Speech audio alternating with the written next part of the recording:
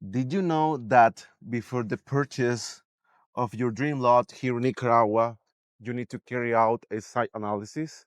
So you should bring your architect to your land before the purchase to carry out a site analysis, because if you don't carry out a site analysis, you can waste a lot of time and thousands later in construction. For that reason, today, let me show you how to carry out a site analysis here in my country, Nicaragua. Hey guys, welcome back to my channel. Today, I will be on site to carry out a site analysis, and I want to show you how we performance a correct site analysis before the purchase of the land, because most of the client comes to me and do the opposite. They first purchase the land and then come to me to analyze the land, and we need to do the inverse. We need to do the opposite. First of all, you need to analyze the land, the pros and cons, the topography, if you have power poles around, because you need to think about the amenities and the features. You need to take advantage of that. So today I'm going to be showing you everything, and I'm here in this beautiful place, which is Tamarindo site in Remanso Beach. So come with me and enjoy this site analysis.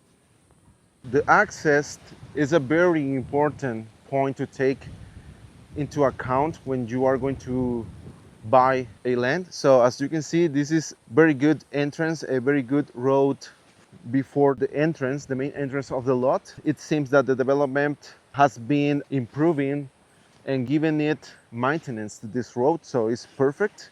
Especially in the rainy season, the developers needs to take care of this road.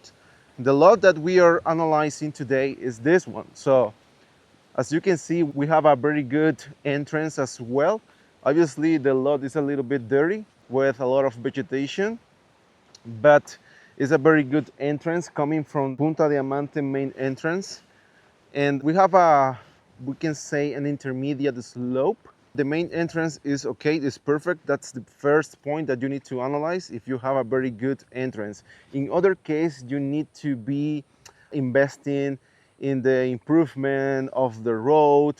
Sometimes the developer takes care of that. Otherwise, you need to invest money on that. So make sure that when you are negotiating with the developer or the seller or the realtor, you can play with that. Maybe you can get a lower price if you are going to be improving the main entrance, or maybe you can talk with the realtor or the developer to fix the road, for example. When you have the deed, you need to make sure that the markups that are reflected in the deed or the lot map matches with the current markups on site. For example, we can see here the first markup. This is one markup. Normally the topographical surveyors use this red color to highlight the markup, or use this tape, okay?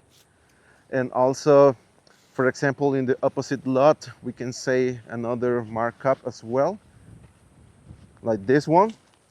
So you need to make sure that these markups are matching with the markups reflected on the lot map, okay? Also, my best advice is to take a measuring tape like this or this one. I prefer this one, which is bigger than this one. So I do recommend to make sure that the distance that is reflected in the deed or the lot map are matching with the current markups on site. So make sure that it's the right length or width. This way you are not be buying something smaller than the deed, because sometimes, you know, it's a human mistake to put in the wrong spot the markup. So this way you can ask the developer to bring the topographical surveyor again to fix that. The majority of the lots here in SanJuandelSur area are cliffed. As you can see, this is a cliff, and this is very important when you are thinking in your maximum budget available, because when you have a huge slope, you have two options. You have to build retaining walls, or you can place the house on stilts. So obviously, place the house on the stilts is cheaper than the first option. But yeah, it's something that you need to analyze, because if you have a tight budget, I do recommend a flatter area, a flat platform. Sometimes the developers carry out, earth movement to level up, to compact and have just a single platform in the lot, but sometimes they don't. So you need to think about it, okay? So the slope is really important. Also for the main axis, because we have a percentage for every road material. For example, if we exceed the 25% of the slope, we need to install paving stones. Less than that, you can use this material, which is a more resistant soil, we can say, because in Spanish is material selecto. I don't know how to say that in, in English. Obviously, a cliff like this is going to provide this stunning view towards the ocean. I love this area because the slope, the topography gives you almost 270 degrees of view. So you can see the Costa Rica side as well, the mountains, and also you can see practically the sunset during the whole year. So those are, we can say, the strong cons of this type of lots. This lot is special. In the back, we can see the new coastal highway, La Costanera. That's the new construction of the highway. So it's a beautiful view as well. And as you can see on the left, we have the Tamarindo Bay. It's a private bay, so you can spend a really nice time with your family in a private and natural bay. And we can see here a flat platform. Obviously, the lot on the right is a little bit higher, but we can see this is one of the highest lots here in this development. So we can play with that. We can build a stunning home in the flat area, or we can use a portion of the platform to build, for example, I don't know, the carport area, the parking area, and we can be floating with a floating effect, the living areas, the balconies, to have a really nice, we can say almost 300 degrees of view. This view is amazing. It's so relaxing. Obviously, like I said, the cheapest option is to build on a stilt, but a retaining wall will give you that feeling of that the house is going to be lasting a lot of time. Some path analysis is really important to analyze in this type of constructions. Right now in Nicaragua, we enjoy a lot of sun during the year, a lot of sun. But obviously, depending on the rotation of the lot, the geographical position regarding the sun path analysis, that's the south direction. So the sun is coming from the east, tilting to the south, and is going to be the west direction. So it's something that you need to take in mind, especially when you are designing, because you need to provide as much lighting, as much natural illumination as possible, the living area, the social areas, and potentially the master suite, the master bathroom and master bedroom. But yeah, it's really important, especially if you are a sunset lover like me. I will be pointing my bedroom and my master balcony towards the sunset because I love that. Or if you prefer the Costa Rica side, you need to make sure that you are going to be pointing to the Costa Rica mountains. For that reason, I do recommend to stay here in your lot in the morning, in the noon, and finally in the sunset. This way, you are going to be analyzing perfectly the orientation of the sun, okay? But also, I have a really nice app that I use to calculate the sun path analysis. I'm gonna show you very quickly. This way you can see that the sunrise is right here in this position. So you have the the hours as well, so you can analyze the path of the sun, something like this. So sometimes during the year you will see the sunset right here in the very front of this property, and obviously you will see the sun path in this other direction, because as you know, the sun path during the year is different, you know, by season. But you can cut some trees, you can trim the very top of the trees to make sure that you will enjoy the full sunset during the year. Comment sun path analysis in the comments below if you want to know the name of this app. Okay, now let's talk about the wind direction. As you can see, we have a really nice airflow coming from the east and northeast direction. This is very important because right now, like I said, this is one of the highest lots here in this development. We can take advantage of that using cross ventilation to cool the house naturally. For me, that's the best.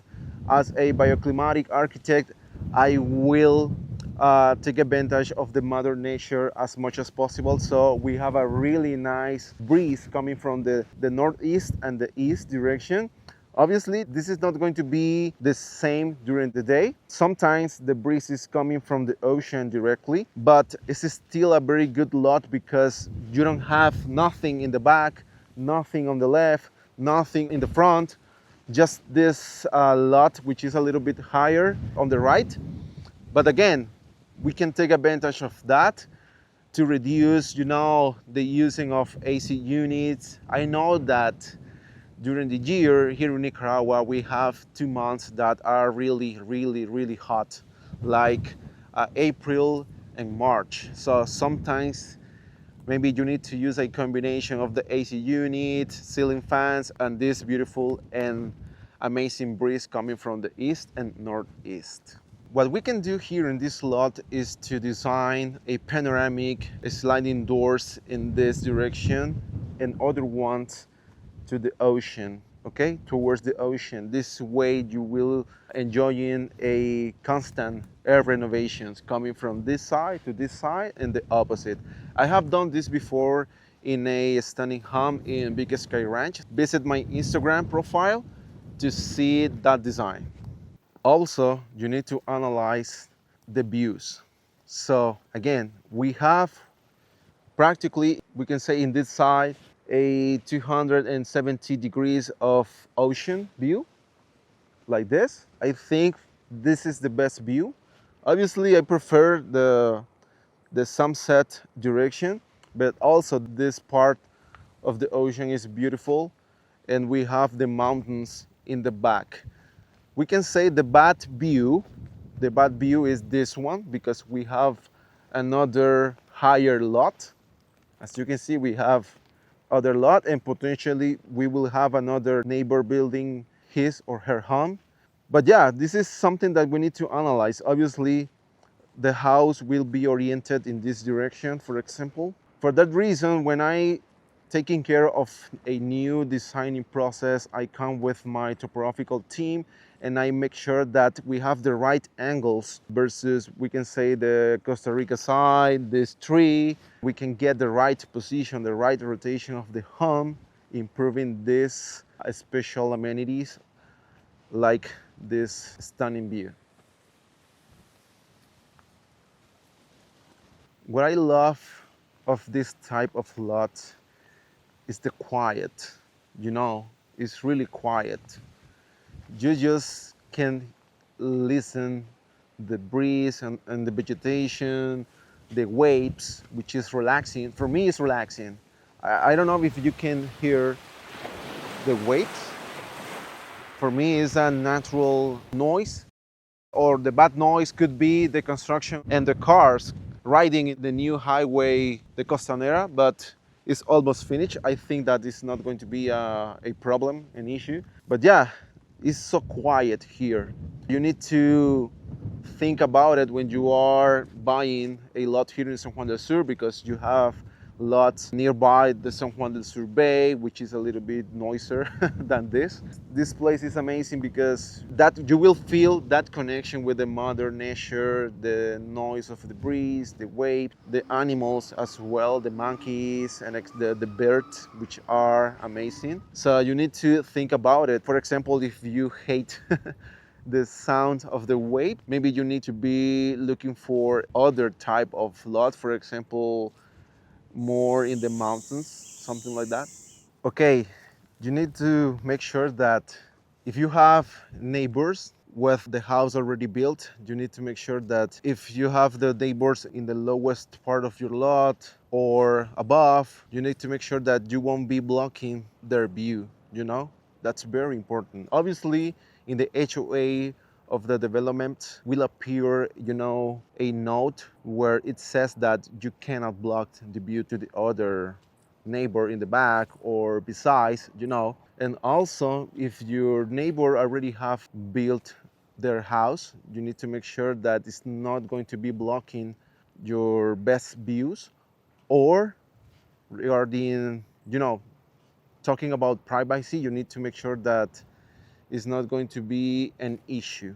The area is empty like this. If you are the first homeowner here, I do recommend to build as soon as possible before your neighbors, because your design will dictate the future of their designs, their houses. You know what I mean? Regarding my expertise, that's the best practice. Inclusive the type of design, the type of architecture, the architecture style, you will dictate that. Okay, so that's a really important tip, because for me it's annoying to be designing, with restrictions that I have a neighbor on the right.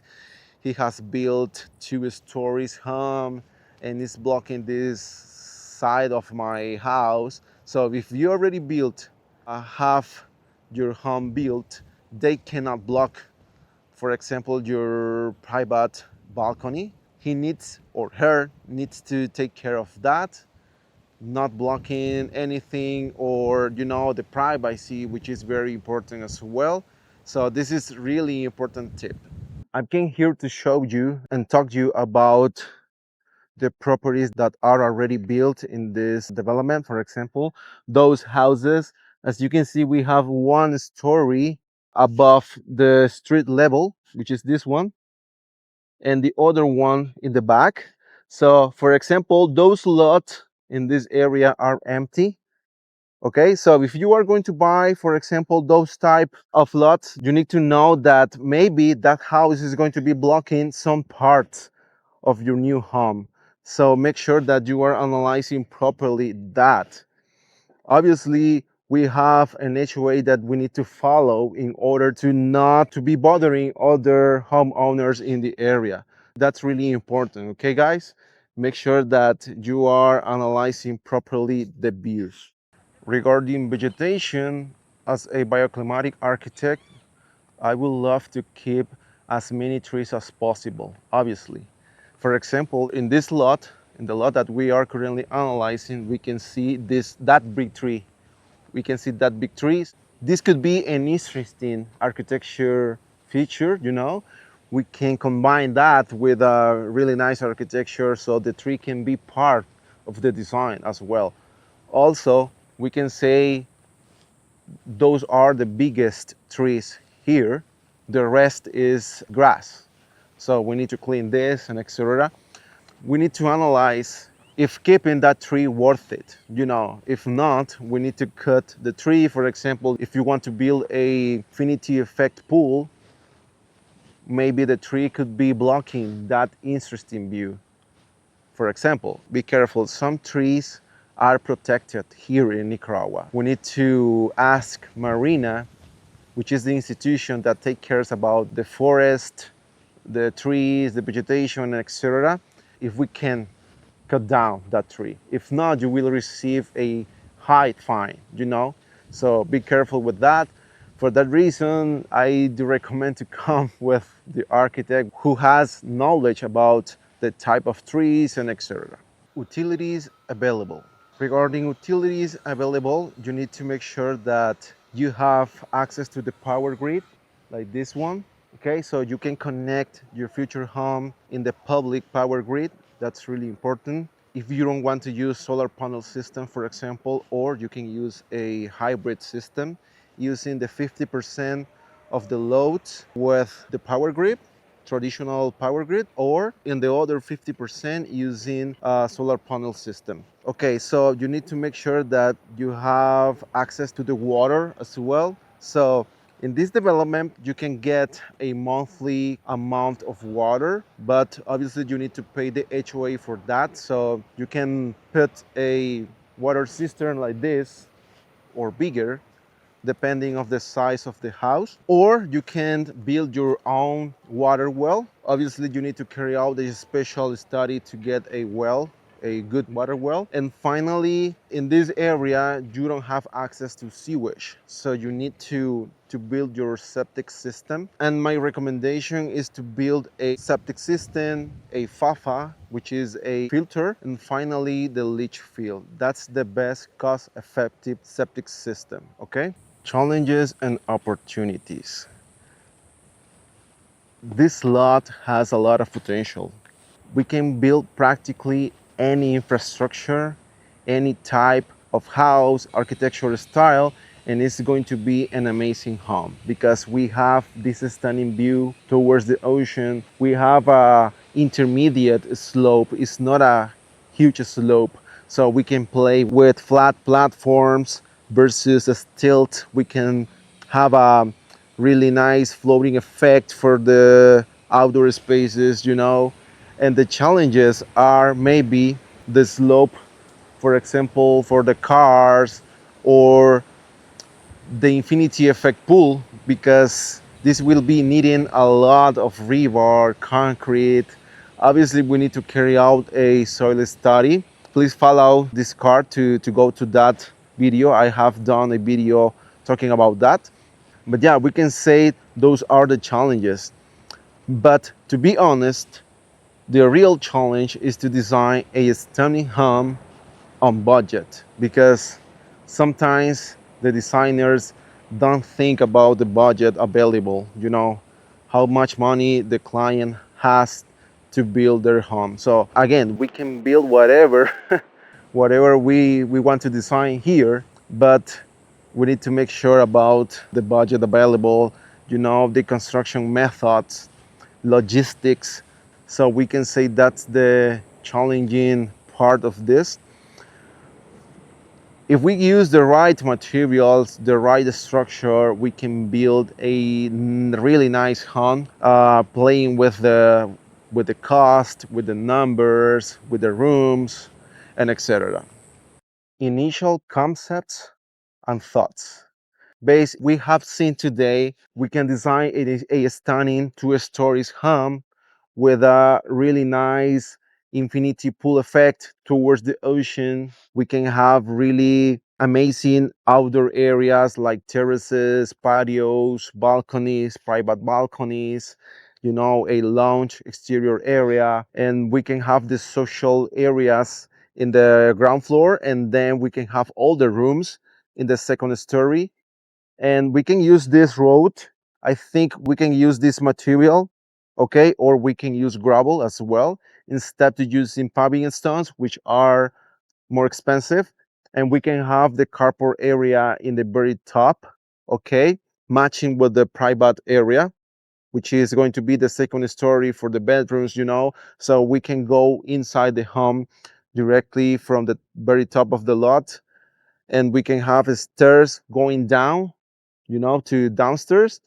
And I think the house will be really nice. So it's really important to bring your architect for this initial thought, you know, talking about the design, because it's not the same to see photos, you know, in the internet versus stay here and feel the breeze, touch the soil, see the soil, because we can say initially that what type of soil is this land. We can say this is, we have a lot of cascajo, but I think it's going to be a very good soil once the clients carry out the soil study. So we can be orient the house to this direction. We have a really nice airflow, really nice natural illumination. So we can say this lot is perfect for a really nice future home. One of the best amenities of Punta Diamante, I mean Tamarindo side, is this, that you are practically 5 minutes from the lot to this private bay. So that's amazing because this is still private. Nobody is coming here, okay? Just the homeowners of this area. That's amazing for me. So as you can see, we can walk. The road or the access to the bay is in perfect condition.